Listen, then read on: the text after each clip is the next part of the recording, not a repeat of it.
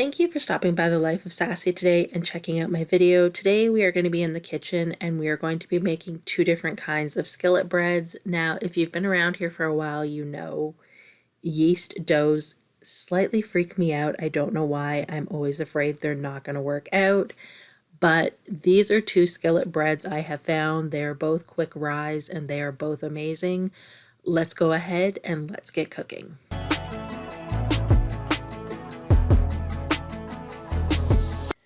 To make my no-knead skillet bread, I'm going to start by adding 1.5 cups of warm water to my bowl.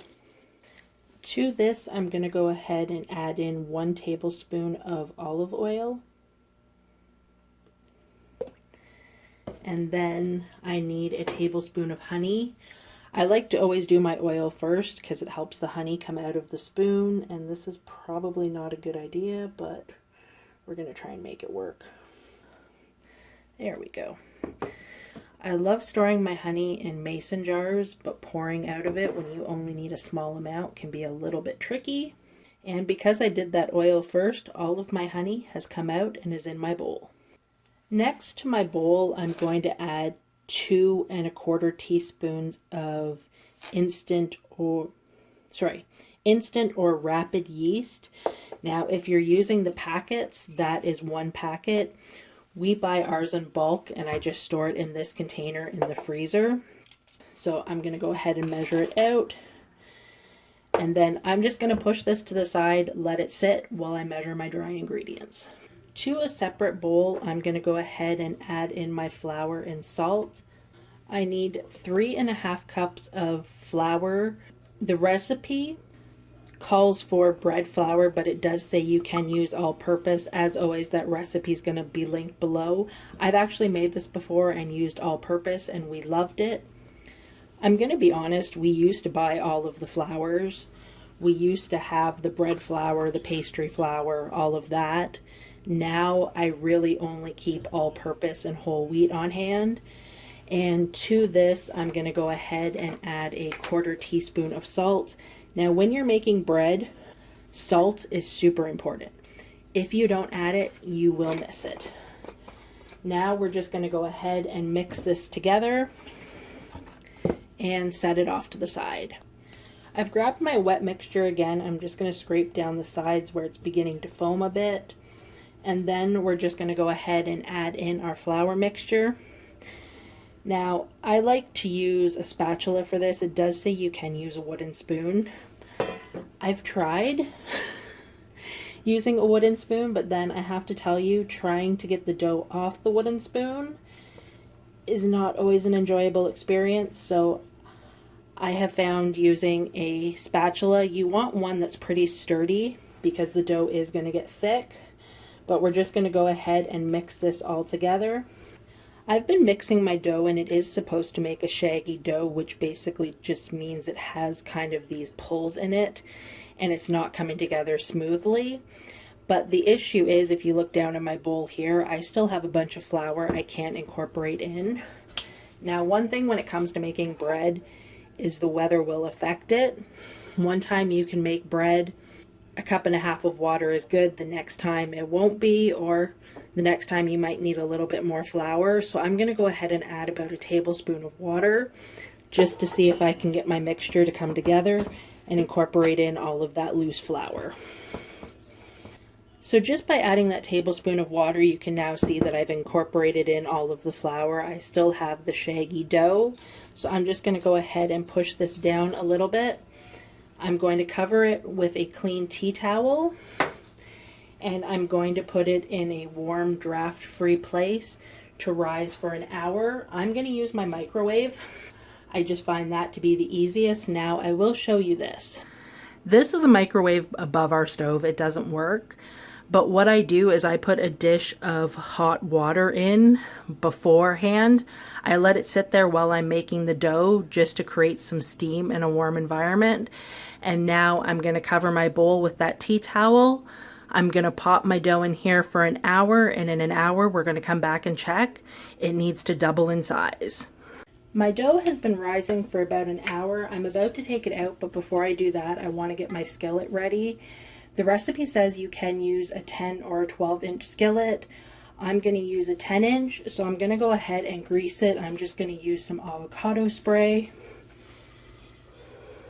And I just want to make sure I'm getting the sides of my dish. I have made this before, and last time I made it, the sides stuck. So I'm making sure to hit those, and now I'm going to put this off to the side and bring my dough out. Here we have it. My dough has been sitting for an hour, and as you can see, it's doubled in size. So now we're going to go ahead and pour it into my skillet.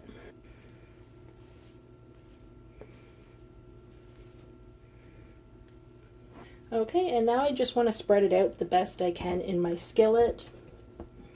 I'm going to use my hands. It's easy. For me, it's easiest that way. All right, there we have it. Now I'm going to go ahead and take my towel. I'm going to drape it over my skillet, and we're going to let this sit for another 30 minutes. In about 10 or so minutes, I'm going to start preheating my oven to 400 degrees. See you back here after my dough has sat for another 30 minutes and my oven is preheated. My oven is preheated to 400 degrees. This has been sitting here for 30 minutes. I'm going to take the towel off. Now the recipe says you can brush it with oil and sprinkle some salt on it. I'm not going to do that. I'm just going to pop it in the oven. It's going to take 30 to 35 minutes. I'll see you back here when it comes out of the oven. I let my bread bake for 30 minutes. I checked it. It was done. I took it out of the oven. Now you need to let it sit for 5 to 10 minutes, and then you need to take it out of the skillet and put it on a wire rack to cool, or else it will sweat and make your bread soggy. Now, here's the questionable part. Last time when I got to this point, my bread did not just pop out of the skillet, but let's see if I have better luck this time. Now remember, your skillet's still going to be super hot. Oven mitts are recommended.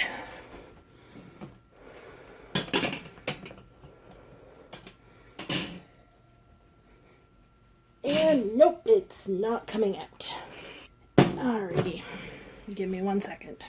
So since my cast iron pan is enamel, I don't want to use anything sharp or could scrape the enamel. So I have this jar scraper, which works really well for just this. So I'm just going to go all the way around the bread, and then we'll see if I can get it to pop out.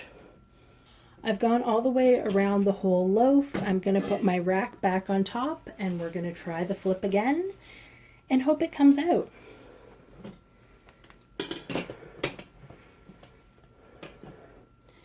And there we go. It's come out. I did lose a little chunk there, but I'm going to let this cool. We're actually going to use it for lunches during the week, but when I cut into it, I'll show you what it looks like. But there we have it. Our skillet bread is done.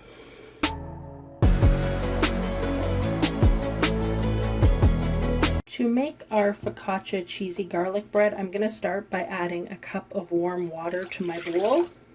Next, I need to add in 2 tablespoons of sugar.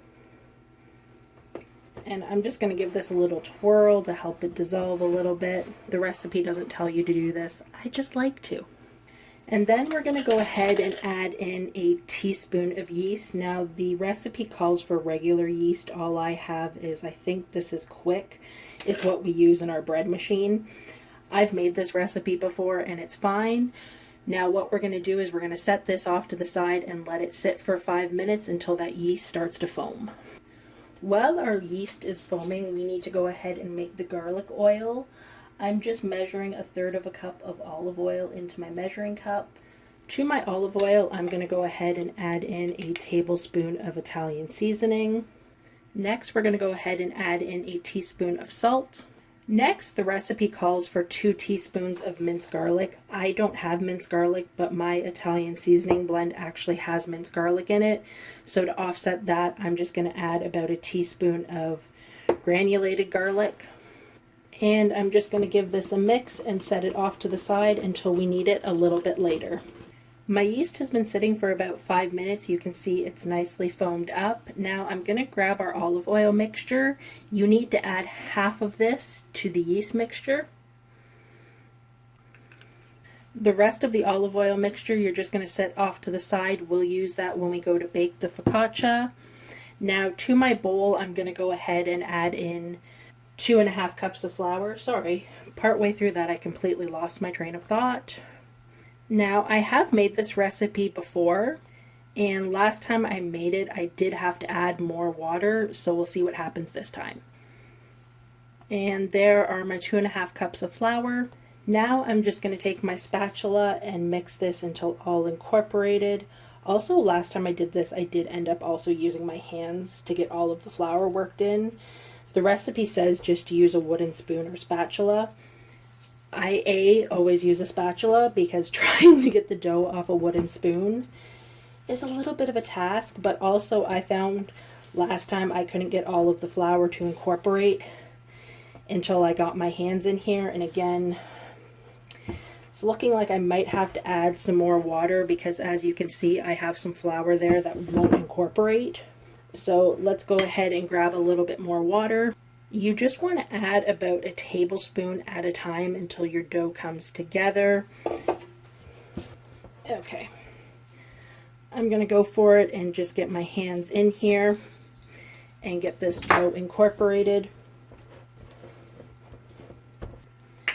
Now, the original recipe, which I will have down below, says to put this in a separate greased bowl.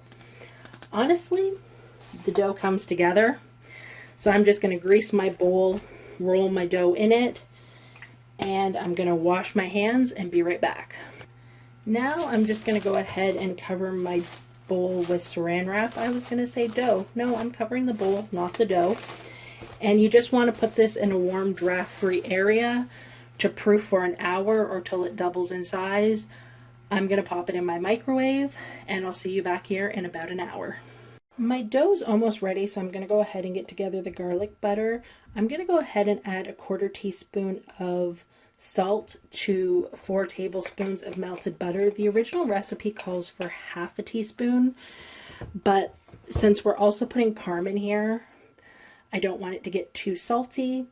Now the next thing we're going to do is we're going to add in a teaspoon of parsley. It calls for fresh parsley. I don't have fresh parsley, so we're just going to go ahead and use some dry. And then we're going to mince in 2 cloves of garlic. I'm just going to grate them in.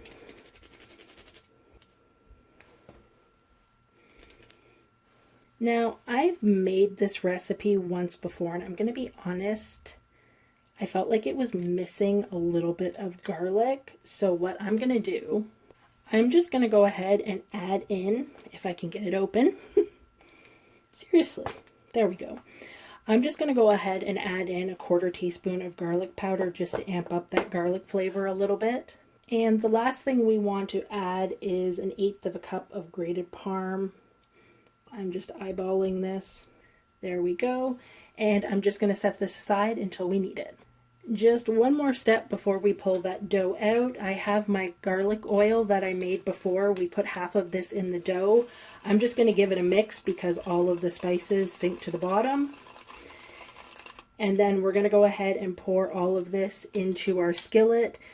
It calls for a 12-inch skillet, which is what I have here. And now we just want to take a pastry brush and spread the oil out. This is what is going to stop it from sticking to the sides. Now, like I said, I've made this before, and last time I went up the sides to make sure it wasn't going to stick. It doesn't really go up the side of your skillet while it bakes, so don't rub the oil around the sides because I found mine just burnt and I forgot to do it. When you go to start this step, you should also preheat your oven to 425. I'm going to go turn my oven on and I'll be back. Also, I should mention the original recipe, which again will be in the description below, calls for you to turn your oven on to 450. I don't know if it's because I have a convection oven, but 450 is just way too hot. So now I'm going to go ahead and set this to the side and grab my dough. Here we have my dough. It's been sitting for about an hour, might be a few minutes over by the time I got everything else done. I'm just going to go ahead and uncover it. And then we need to split the dough in half, so I'm just going to use this bench scraper. And here's where you get a little bit messy. So we're going to pull out half of the dough, set the rest to the side, and then we're going to bring our skillet back in, and you want to stretch this out and put it in the bottom of your skillet. I like to kind of stretch it a little bit before I put it in. The one thing I will say about this dough is it likes to rip. So be careful there. That's why I like to stretch it out a little bit before I put it in, because last time I made this, I ended up with a bunch of rips. Now, I'm going to be honest. Last time I made this, when I was adding the flour, I didn't think there was going to be enough liquid, so I only added 2 1/4 cups. But I found the dough didn't really spread out in my pan. Kind of the same issue I'm having here. So obviously it wasn't that missing 1/4 cup of flour. But as you can see here, I'm just trying to spread it out the best I can. It doesn't really like to spread, and it does like to rip, but you need to make sure any of those rips get closed up, because we are going to sprinkle cheese on this, and if there are any tears in your dough, the cheese is going to leak out and stick to the bottom. Trust me, it happened to me last time. The middle of mine, I thought I closed up all the holes, but there was one in the middle I missed, and needless to say, my focaccia was stuck in the middle of the pan. You know what? I'm just going to steal a little piece of dough from the other half to fill in that hole. And that's as good as we're going to get, so I'm going to go ahead and wash my hands and come right back. Next, we want to go ahead and sprinkle on 1 cup of mozzarella cheese. Now here's a question for everybody. Do you actually measure cheese in a recipe? I'm going to be honest, I never do. I just kind of eyeball it. But there we go, that looks good to me. Now what I'm going to do is I'm going to take the skillet and move it out of my way so we can work with that other half of the dough. I've just gone ahead and put down a piece of parchment on my counter, and I'm going to go ahead and scrape the other half of the dough onto the piece of parchment. And now what we want to do is try and form a circle with this dough, because it's going to go on top of the mozzarella, but you don't want to do it in the pan, because you'll just end up messing up your mozzarella layer. Oops. This dough is not stretchy and forgiving like a pizza dough would be. I am much better at working with pizza dough than focaccia dough. Probably comes from all of the years that I worked in the local pizza place during high school. But yeah, with a pizza dough, you definitely have a little bit more wiggle room than you do with this dough. You just want to make sure there's no really super thick parts. It's not going to be a perfect circle. There's going to be some thin areas. That just seems to be the nature of this dough. But let's get our skillet. Now that we have our skillet, we're just going to take our piece of parchment, flip it over, pull it off the dough, and then we're going to stretch this out as best we can. Actually, it looks pretty good to me. The recipe says to use your fingers to make kind of dips and crevices. I don't really get that with my dough, but I've spread it out. Now we're going to take that garlic butter we made and just put it on top. The last step before this goes in the oven is we're going to sprinkle on 1/2 cup each of mozzarella and cheddar on the top. There we go. Now once my oven comes up to 425 degrees, I'm going to pop this in for 18 to 20 minutes. There is a note in the recipe about if you want to cut it, to pull it out at 16, cut it and put it back in. I'm just going to let it cook the whole time, and I'll cut it once it's completely cooked. I'll see you back here once it's done baking. My focaccia has cooked for 18 minutes. Now I'm going to take it out of the pan. Now I'm going to show you what I do. I let it sit for 5 minutes so it stopped bubbling. The cheese has kind of settled. I'm going to put it on a rack, but I'm going to put it on a piece of paper towel because I do find the bottom is a little bit oily. Let's get it out of the pan.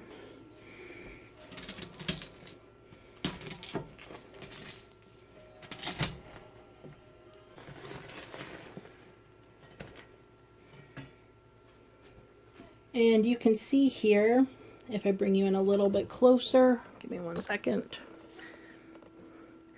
Here and over here, I must have had a spot where the cheese was able to get through and it stuck to the skillet, but there we have it.